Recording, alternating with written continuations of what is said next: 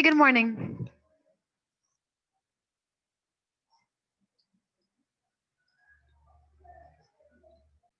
Okay, so again, the quiz is duration is going to be for one session. You will find the quiz on SMS in the folder called Term 2 Quizzes, okay? And if you go in this folder, you'll see that I have all the details and guidelines. The quiz is made up of MCQ or multiple choice questions. For the multiple choice questions, you guys do not have to copy the question, okay? You do not have to copy the question at all. Just put down the letter that is correct, okay? Just put the correct letter down. The rest of the quiz is made up of about 5 short answer questions. Okay, for the short answer questions, you can just number them. Some of them have tables. Okay, a table that you must fill out. So you have to kind of make the table in a piece of paper and fill it out just the way that you see it. Okay, so if it requires a table to be done, you need to make the table. All right, and in that sense, make a table or draw it on a piece of paper. So make sure that you have a ruler with you or a pencil if you need to draw your table with a ruler and a pencil. And of course, the exam is to be answered in ink, black or blue. Okay, so that being done, Hannah, we just joined now. You're a few minutes late. You're 5 minutes late. So please show up to your class on time. Because you're online doesn't mean that it's okay for you to show up late to the session. Okay, so please show up on time for the session. And I had just finished going over quiz procedure. Okay, so your quiz today for the Telltale Heart plus vocabulary is going to be at 12:05. The duration of the quiz is one session and one session only. Exactly at 12:50, you should submit your stuff via taking a photo of it or scanning it and sending it to me as a document. I had mentioned previously that messaging through Messenger is not acceptable, so it has to be sent via email. And my email is written at the bottom of the weekly plan. All right, if you're struggling to send it via email, I can make an exception for you to send it on Messenger. But from now on, it needs to be done via email. So if you don't know how to do it or send an email, you need to ask me, all right, and I will show you how to do it, or ask maybe an adult at home to help you with your email sending. Okay, so please. All right, so today I'm going to conduct with you guys a very quick revision on the Telltale Heart. Okay, so here, starting, the first thing that we're going to do is look at the discussion questions that you guys had, and here, all right, so if you don't know how to send an email, then again, you need to discuss that with maybe an adult at home that can show you how to do that, or I can dedicate some to do that, Jenna. So you can send it to me via Messenger for now. All right, the significance of the title of the story, if we guys could look here, the Telltale Heart is the name of the story, and the heart is a big symbol used in the story because again, it's the beating of the old man's heart that made him confess or drove him to confess to his crime. All right. So this is a very big symbol. And in the title, we could see that he is, basically saying that the heart or the beating of the old man's heart is the reason why the narrator was able or was forced to tell the tale. And here, by telling a tale, meaning that he told the story or confessed to the story of the man, basically of him murdering the old man or killing the old man. Okay, and this is what the title of the story means. Okay, so the telltale heart basically is referring to the old man's beating of the heart and how it drove the narrator to confess or to tell the story or to share the story, a story about him murdering the old man to the police. Okay, in the beginning of the story, Taban, we see that our narrator is calling himself nervous but not mad. Okay, he admits to him being nervous, but he doesn't admit to being mad. Actually, throughout the story, which is an example of repetition, he repeatedly tries to he tries to defend his mental behavior and to his sanity.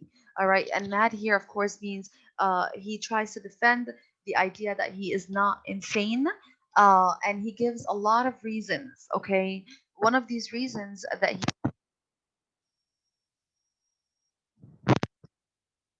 all right. Another justification for his madness that he gives is that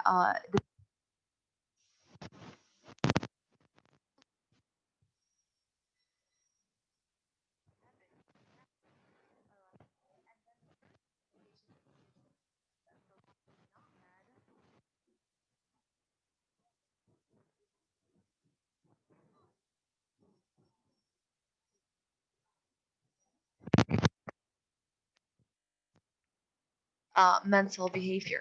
All right. Of course, the relationship, there's a lot of things that Edgar Allan Poe, which is your author, not the narrator. Okay, make sure that you know that. Edgar Allan Poe, your author, is a very mysterious man, and we need to know about his personal life. I told you this on Thursday when we had our online session with the rest of the class, that you guys had to make sure that you know about the author's personal life. Okay, and I'm gonna get a little bit into that as revision with you now. Okay, Edgar Allan Poe has it was an orphan. That means he missed two parents, or he lost both of his parents at the age of two when he was very young. His father had abandoned the family, all right, or deserted the family, and a little while after that happened, his mom passed away. All right, he was born in Boston, but then family friends took him to Virginia, where they raised him, and they're the Allen family, hence his name, Edgar Allan Poe. He had adapted their name into his own name. All right, and he lived there, and he also we know that he had a very rough childhood, but not also that, but he also did not finish university. He was enrolled in the University of Virginia, but he did not finish. Okay, he didn't finish his career there or his education there because he was expelled, and he was also expelled from the army. All right, he joined the U.S. military, and he was also expelled from there.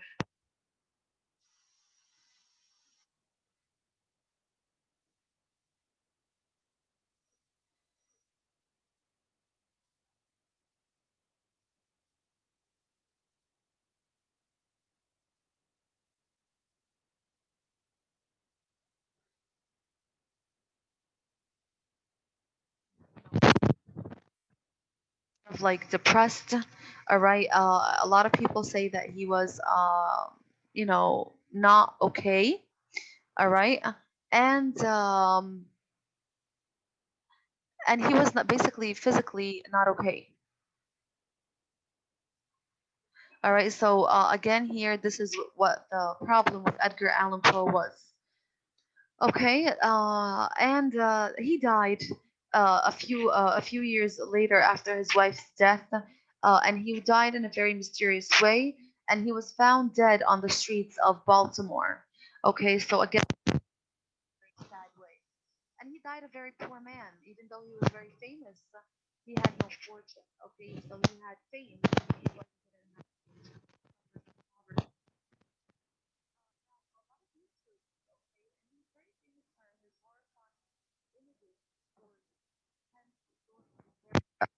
have filled with a lot of suspense and a lot of gloom and horrifying images.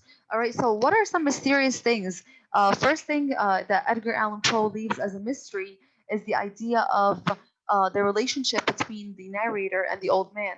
Remember, the narrator here is we assume also his gender. Okay, the gender of the narrator was never revealed to us, whether it's a male or a female, but a lot of critics or readers that have read Edgar Allan Poe's story, they have said or assumed that he is a male. Okay, that's why we treat him as a male, but the story uh, um, never really mentioned it. Okay, it was never really declared in the text. All right. Another thing that is mysterious besides the gender of the narrator is the relationship between the narrator and the old man. Okay, we know that they live in the same house and that the narrator visits his room every morning to like ask him about his sleep and be very kind to him. We know that, but we don't know the relationship. Some people in the class were they took some guesses, and we made some assumptions that maybe the relationship between the old man and the narrator is basically one of relatives, or maybe it's the narrator is the old man's caregiver. Okay, which is a person that take care of an elderly. Okay, so these are just some assumptions that were made. We know that he loves the old man. He has declared that because the story is written in first person point of view. All right, so the narrator is basically telling us that he loved the old man, that the old man never wronged him, he never insulted him, or never did anything bad to him. And we know that the narrator also is not greedy or does not want the old man's wealth or gold or money. All right, so basically they have a good relationship. The only thing that vexes or annoys the narrator from the old man is his vulture eye. Okay, and here this is a type of imagery. Okay, because the way that he describes the vulture eye as in pale blue with a film over it. Okay, like a cloudy eye. And we also discussed that this vulture eye is not what it's not really evil. This is the narrator's way of being unable to explain things correctly. Okay, and the vulture eye is basically a disease called glaucoma. Okay, you guys saw it in the PowerPoint that I posted. All right, and I also mentioned it on Thursday. All right, the old man suffers from glaucoma in one eye. Hence, this is why he has one of his eyes are colored blue. The narrator doesn't understand that. He thinks it's evil, and it makes his blood run cold, and he wants to kill him for that reason, or he plots or conceives a murder plan to take his life, so that he could rid himself from the evil eye forever.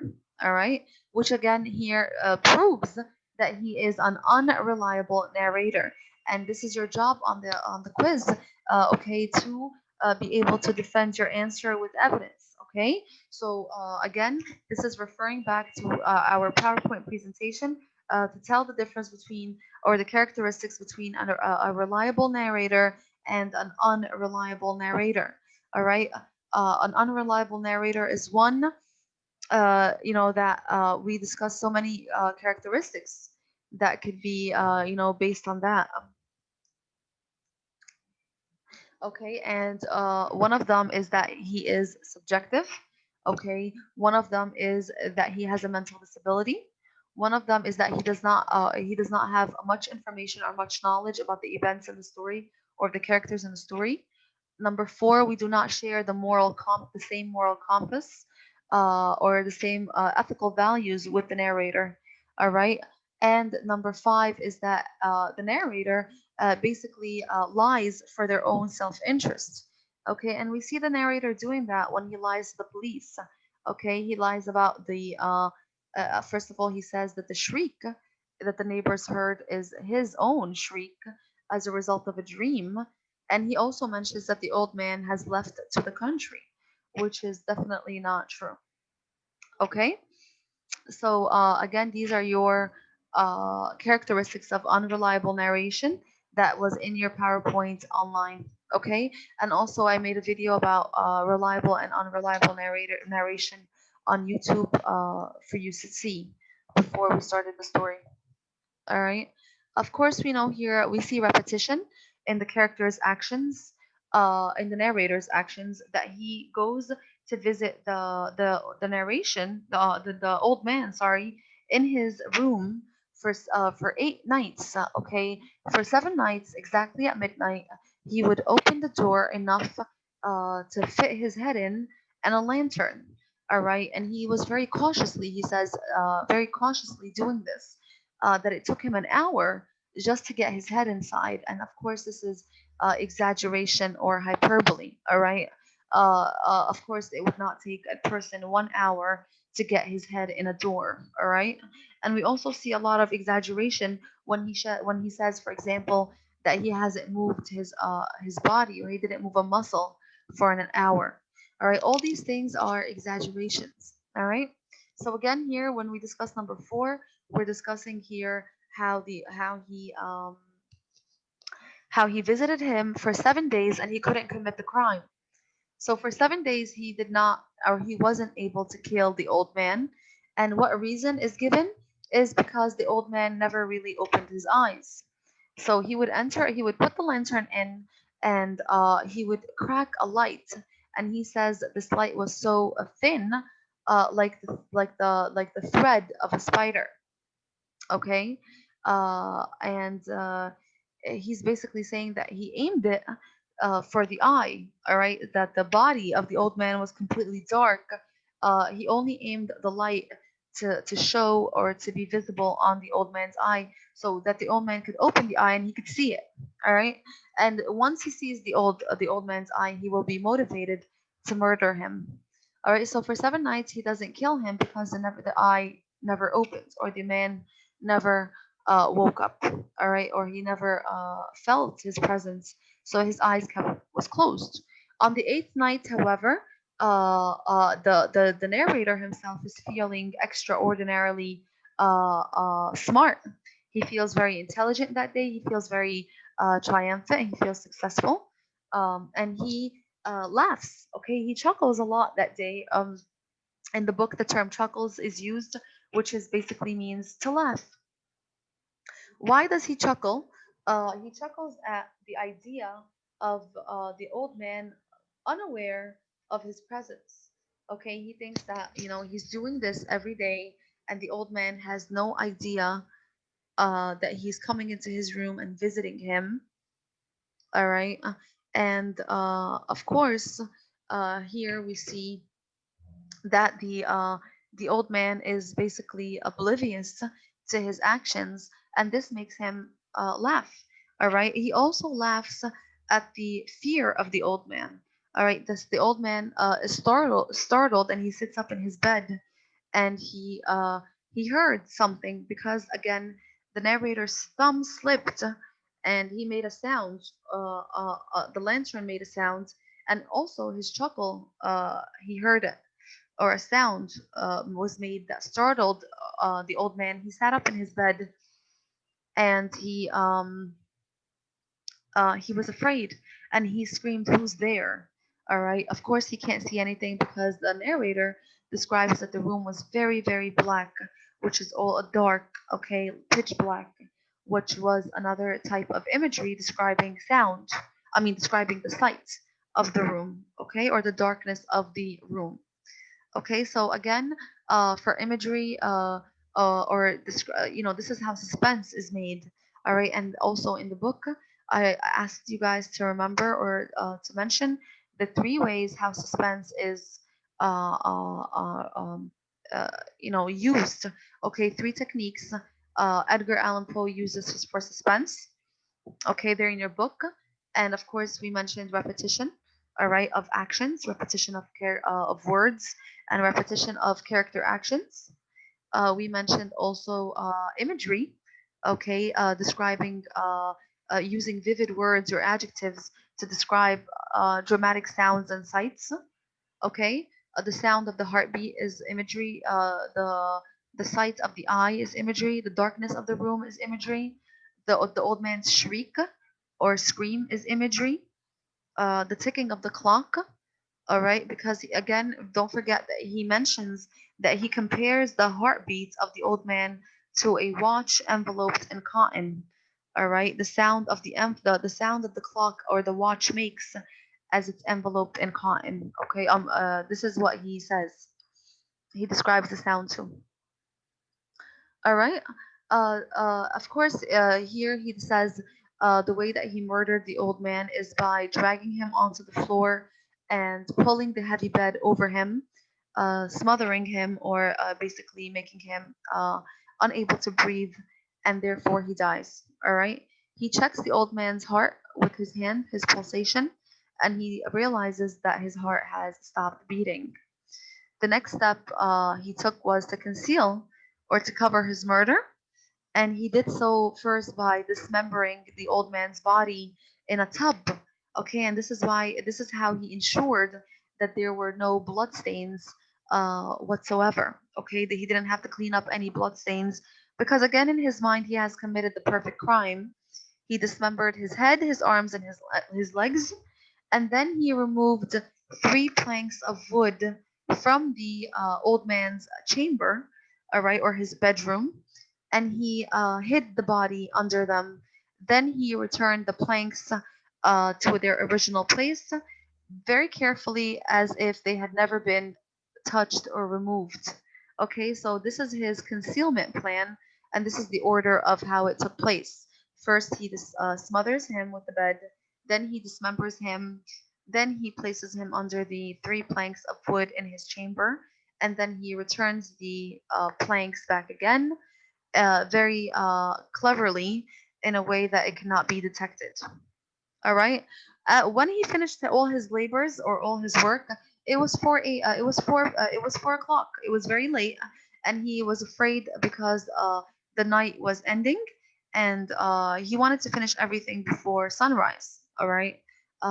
So that not to be caught.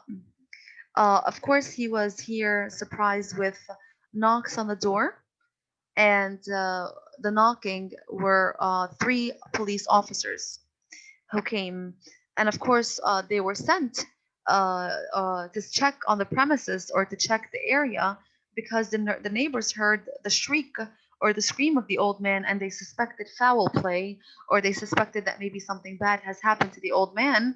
So they sent the police, or they called the police to check on the old man's well-being.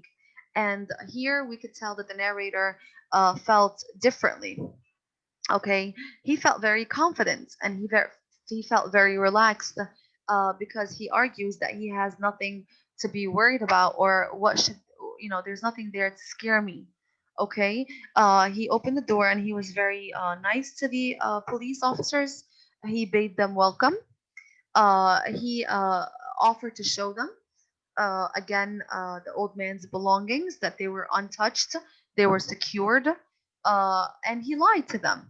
And this is why we could call him an unreliable narrator, because he lied for his own self-interest. So not to get caught, he made the lie of number one, that he is the one that screamed, not the old man, because he had a dream that made him scream. The second line he made was the old man is out in town or in the country. All right, he has traveled to the country, and that is why he is home alone. All right. Then he offered, he was very bold to the point where he offered them to enter the old man's room and to have a seat. He bought them chairs and they sat. And he was so confident that he placed his own chair right above where the old man is buried, or his corpse, his dead body was buried. All right. Then we start to see a shift or a change in the narrator's behavior. He starts being very nervous. He starts to get a headache. Okay. He starts to hear ringing in his ears. He wants the police officers to go away, but of course they're sitting so that they can have a talk with him, as he offered them to stay and rest from their fatigues, or that they're tired and they needed to rest, to sit. At this point, we see that the narrator is losing his mind. He starts to hear a sound that is growing, growing, and growing. And here it's the sound of a heartbeat. And he thinks it's the heart of the old man beating so loudly, and that he thinks that the police officers hear it. Of course, we know that the police officers do not hear it. He thinks in his mind that the police officers do hear it, and that they're mocking him or making him into a joke, that they know exactly what he did, but they are basically teasing him or using him as mockery. Of course, he cannot tolerate this idea, so he starts to panic, speak loudly, trying to cover the voice of the heartbeat, but he couldn't, until finally he confesses, and he says, he tells them, take off these planks. Under it, you'll find the old man and his hideous heart, and he describes his heart as hideous, meaning his very ugly heart. Okay, and this was the ending of the story. Do you have any questions regarding anything that I have discussed with narration, reliable versus unreliable? If you have any questions regarding the suspense and how it's established in the story, the three techniques, any events of the story here that is confusing, I would like for you guys to ask it now. So if you have any questions, please raise your hands.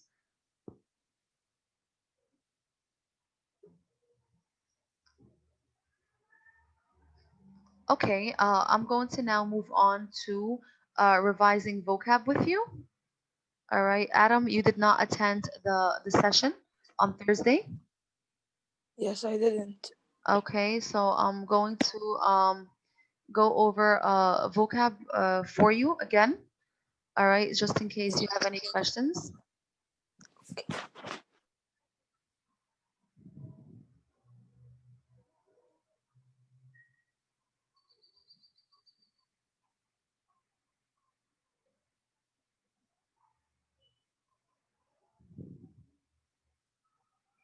All right. The first word here that we have is acute. Acute is an adjective meaning something that is sharp and intense. Okay, I can have an acute headache. That means my head hurts and it's a very sharp headache that I have or that I'm suffering from. Okay, so acute here means sharp. All right. The narrator mentioned that he has an acute sense of hearing. That means his hearing sense is sharp. Okay. To conceive something is to think of. All right, to think of a plan. All right, we can say the teacher asked us to conceive a plan for a trip. Okay, so that means the teacher asked the class to think of something or to plan something. Okay, this is it, to conceive. All right. All right, we can tell here the girl is vexed by her brother's noisy guitar playing, that he is just the same way that the narrator was vexed or annoyed by the old man's eye. Okay?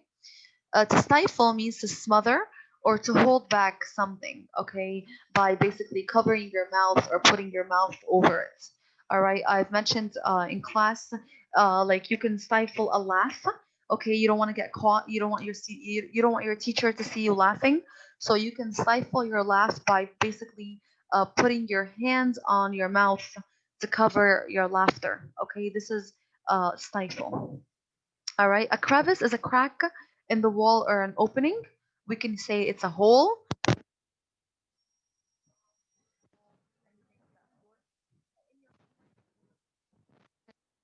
The mountain climbers fell through the crevice in the ground. All right, so this is a crevice. You can say the earthquake caused a crevice in the wall, okay, or a crack or something like that.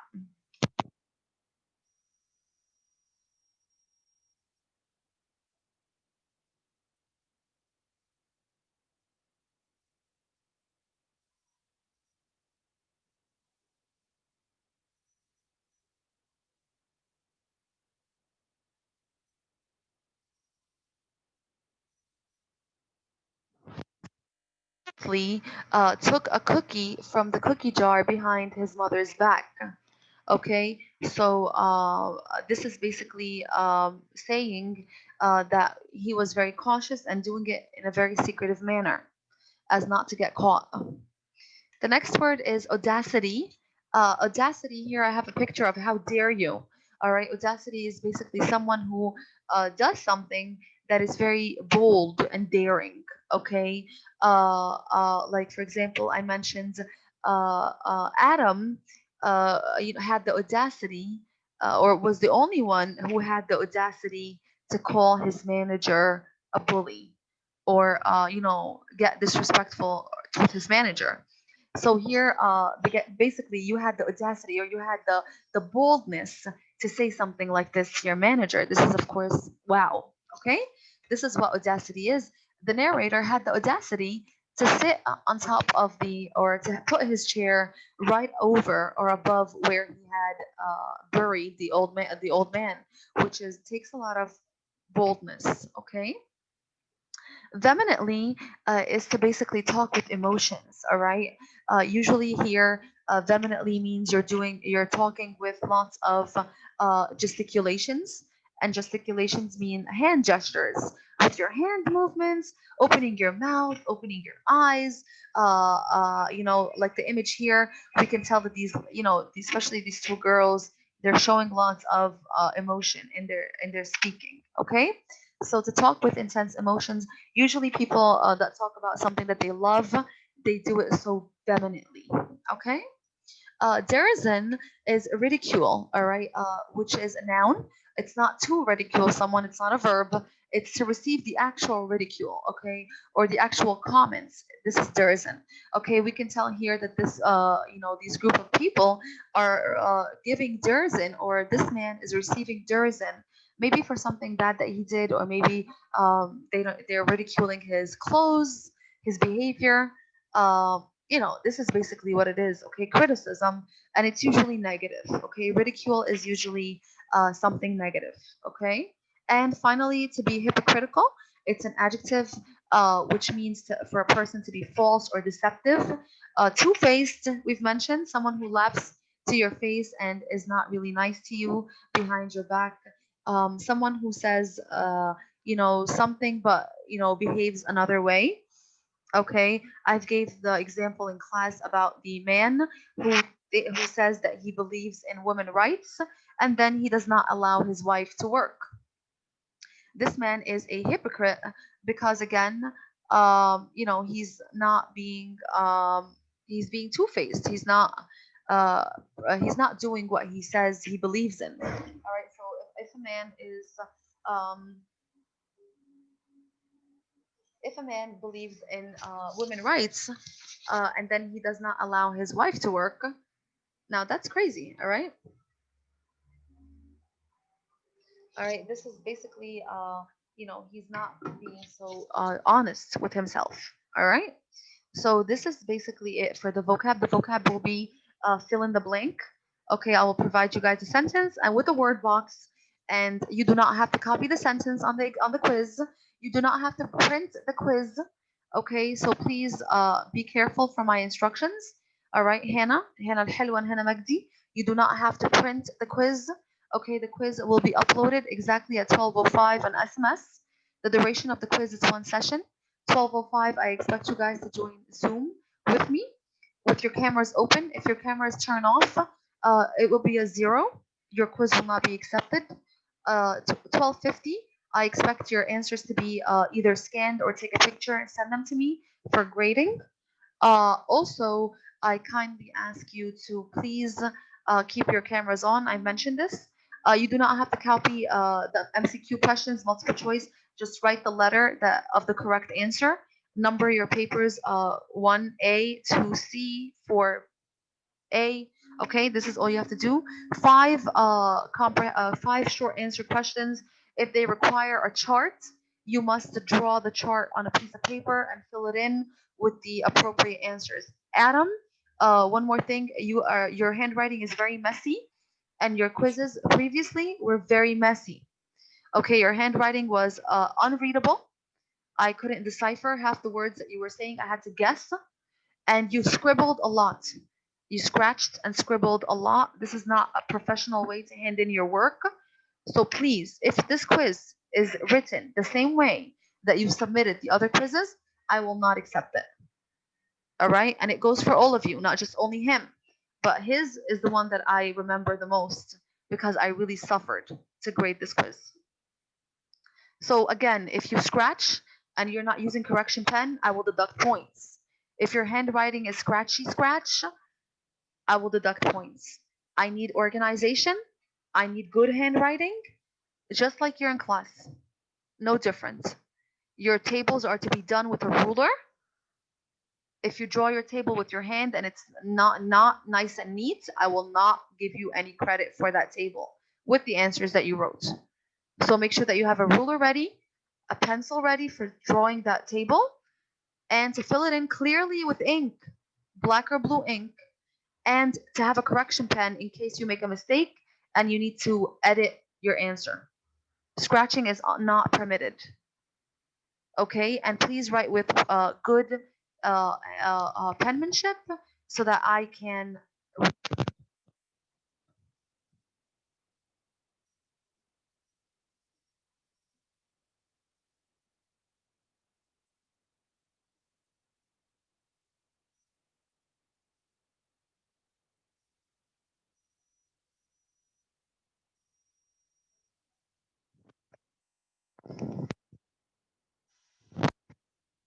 Okay, guys, any questions again? Final round?